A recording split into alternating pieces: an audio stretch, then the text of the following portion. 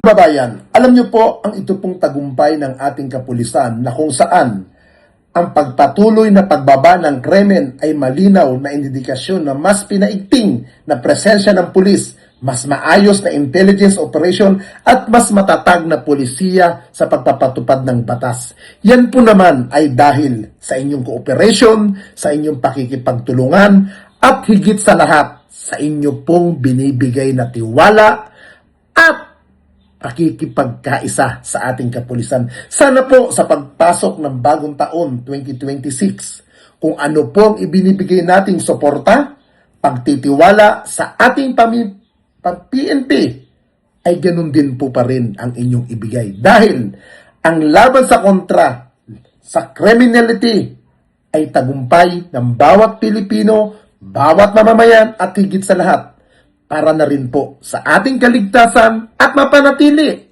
maging mapayapa ang ating bansa at ang ating komunidad at higit sa lahat nang maiwasan po na maging biktima ang ating mga mahal sa buhay ng mga taong may balak gumawa ng hindi maganda. Kaya po mga kababayan, pag may nakikita po kayo sa inyong komunidad na sa tingin ninyo ay hindi gagawa ng mabuti, i-report nyo po kaagad sa ating kapulisan.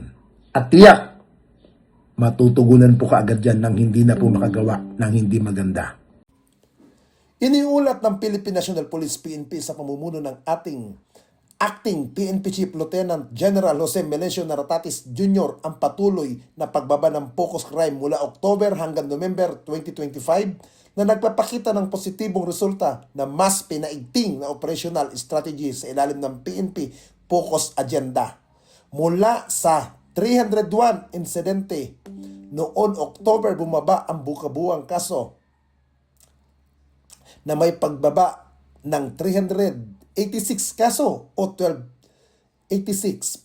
Binigyan din ni Acting Chief PNP Lieutenant General Nartates ang kahalagahan ng naturang pagbawas. Ang patuloy na pagbaba ng krimen ay malinaw na indikasyon ng mas pinaigting porsyento ng pulis, maayos na intelligence operation at matatag na pulisiya sa pagpapatupad ng batas. Ayon kay Police Lieutenant General Nartates, this is the proof the strategies are working are the men and women uniform committed to keep communities safe. Sa 8 focus crime, ang pinakilalang pagbaba ay naitala sa rape, physical injury at murder and rape. Ang may pinakamalaking pagbaba mula 550 hanggang 356 kaso. 35% ang physical injury ay bumaba ng 65 kaso mula sa 377 hanggang 312. 17% habang ang murder ay bumaba ng 40 kaso mula sa 282 hanggang 14%. Ang theft na karaniwang may pinakamataas na bilang ng insidente ay bumaba rin ng 110 kaso mula 1,173 hanggang 9% na nagpapakita na patunay na progresibo at pagbaba rin ng mga naitalang carnapping, motors vehicles hanggang habang nananatiling 20 kaso ang carnapping at vehicles. Ang tuloy-tuloy na pagbaba ng crime sa bansa ay nagpapakita ng maayos at planadong enforcement effort. Hindi lamang pangsamantalang tagumpay, ipinapakita rin ang pagbawas ng high-impact crime na epektibo ang preventive patrol, intelligence drive, deployment at community strategies forcing sa pagpipigil ng opportunities. Sa larangan ng cybercrime, bumaba rin ang insidente mula 379 noong October hanggang 311 noong November. Isang pagbaba ng 17%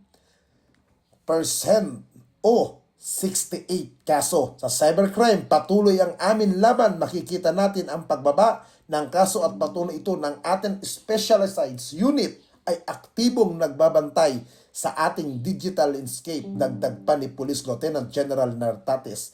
Bukod sa buwanan, pagbawas, ipinapakita rin ang 15-linggong monitoring period ang patuloy na pagbaba ng weekly crime incident mula sa pinakamataas na 767 kaso. Simula monitoring, bumaba ito sa 466 na linggo ng Disyembre 8, 2025 may kabuuan pagbaba ng 39% na nagpapakita ng malinaw na pag-unlad sa Crime Management Act Offensive.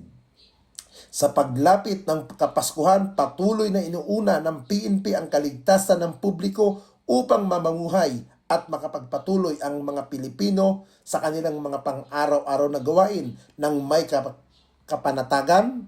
Mga hakbang na ito ay sumasalamin sa bagong PNP para sa bagong Pilipinas, serbisyong mabilis, tapat at nararamdaman na nananatiling gabay sa mismong misyon ng PNP sa pagpapatibay ng epektibo at maaasahang serbisyo sa bawat Pilipino.